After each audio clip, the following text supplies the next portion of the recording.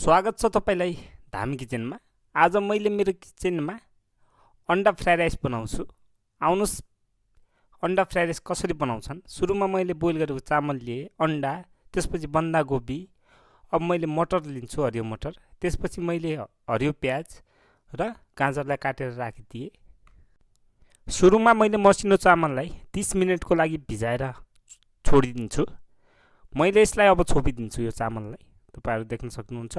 मैले यसरी छोपिदिए। छोपेर मैले 30 मिनेट पछि यसरी यसलाई खोल्छु। यसको कलर फरक आइसकेको छ। अब यसलाई मैले पकाउनु पर्ने हुन्छ। पकाउनको लागि मैले एउटा भाँडा लिए। भाँडामा यसरी घिउ राखेर छोपिदिन्छु। यसलाई उम्लिन दिन्छु। यसलाई हाई फ्लेममा उम्लिन दिन्छु। यो उम्लिसकेपछि हामीले यसको फ्लेमलाई मिडियम गर्नुपर्छ र 7 देखि 8 मिनेटसम्म यसलाई पकाउनु पर्छ। धेरै चाहिँ पकाउनु हुँदैन। तपाईले देख्न सक्नुहुन्छ हाम्रो चामल मजाले उम्लिराखेको छ। यो उम्लिसकेपछि ग्यासको फ्लेमलाई अफ गरेर यसको तातो पानी निकालिदिन्छु मैले।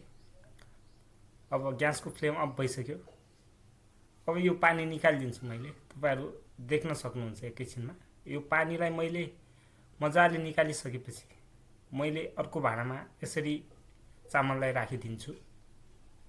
चामल अर्को भाँडामा आइसकेको छ। पानी सबै निकालिसके। चामल मजाले पाकेको छ। अब मैले अन्डा फुटाउँछु। अन्डा फुटाएर यसको अन्डाको भुजिया बनाउँछु। यसरी सुरुमा त अन्डामा नुन राखेर यसरी सबै अन्डाहरूलाई मैले मिसाउँछु। अन्डा यसरी मिसाइसकेपछि मैले एउटा पेनलाई लिन्छु। पेनलाई ग्यासमा राखेर यसरी घिउ राखिदिन्छु। 2 चम्चा जति घिउलाई मैले राम्रोसित तात्न दिन्छु। तातिसकेपछि यसरी अन्डालाई एकैचोटीमा राखिदिन्छु र यसरी मैले बिस्तारै 2 मिनेट जतिमा भुजिया तयार पारिसक्छु। अब मैले फ्राई राइस बनाउनको लागि एउटा पेन लिए। पेनमा अगाडि बचेको मैले घिउ राखिदिए। यो लगभग 4 टेबलस्पुन जति घिउ छ। घिउ हाम्रो तातिसकेको छ।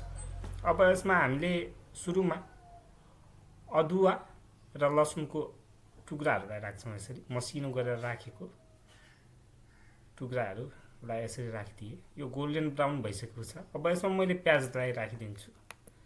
प्याजलाई मैले 2 मिनेटसम्म फ्राई गर्छु। यसमा धेरै गर्दैन।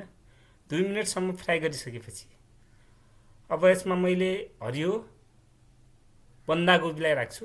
तपाईहरु देख्न सक्नुहुन्छ मैले बन्दागोभी पनि राखिसके। यसलाई राखेर मैले 1 मिनेट जति चलाउँछु। धेरै चलाउँदैन। यो मजाले त्यतिबेलासम्म फ्राई हुन्छ। 1 मिनेट जतिमा यसलाई फ्राई गर्छु मैले। यसपछि मैले हामीसित भएको हरियो मटरलाई मैले फ्राई गर्छु। यसलाई मैले धेरै फ्राई चाहिँ गर्दैन। यसलाई मैले आधी मिनेट यसरी चलाउँछु। आधी मिनेट चलाइसकेपछि मैले यसमा गाजर राख्छु र हरियो प्याजलाई पनि राखिदिन्छु यसमै। अब यसलाई पनि चलाउँछु मैले। यसलाई मजाले चलाउँछु। यो मजाले फ्राई होस्। अब मैले यसलाई 5 मिनेटसम्म फ्राई गर्छु। तपाईहरु देख्न सक्नुहुन्छ यो धेरै नै फ्राई भइसकेको छ। अब यसमा मैले स्वाद अनुसार 1 सानो चम्चाको नुन राखिदिन्छु। यसमा नुन पछाडी मैले गरम मसला राखिदिए। गरम मसला पछाडी मैले काली मिर्चको आधी चम्चा जति पाउडरलाई राखेर यसरी चलाइदिन्छु। यसरी मैले 3 देखि 4 मिनेट मात्रै चलाउँछु। तपाईहरु देख्न सक्नुहुन्छ यो लगभग सबै फ्राई भइसकेको छ।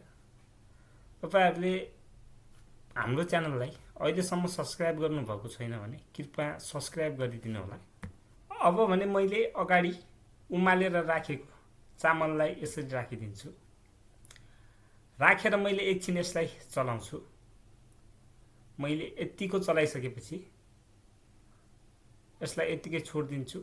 माथिबाट मैले थोरै सोया सस 1 चम्चा जति र 1 चम्चा जति भिनेगरलाई, सेतो भिनेगरलाई एड गरिदिन्छु। एड गरिसकेपछि मैले यसलाई मजाले मिलाउँछु सबैलाई। तपाईहरुले देख्न सक्नुहुन्छ मैले यसलाई मिलाइसके। अब यो हाम्रो पाकेर तयार भइसक्यो। अब मैले पहिले फ्राई गरेर राखेको अन्डाको भुजियालाई यसरी राखेर यसलाई पनि सबैतिर पर्ने गरी मजाले चलाइदिन्छु। तपाईहरुले पनि घरमा बनाउन चाहनुहुन्छ भने यसरी नै बनाउनु होला, साह्रै नै मिठो हुन्छ। मैले प्लेटमा राखिसकेपछि यो यस्तो देखिन्छ।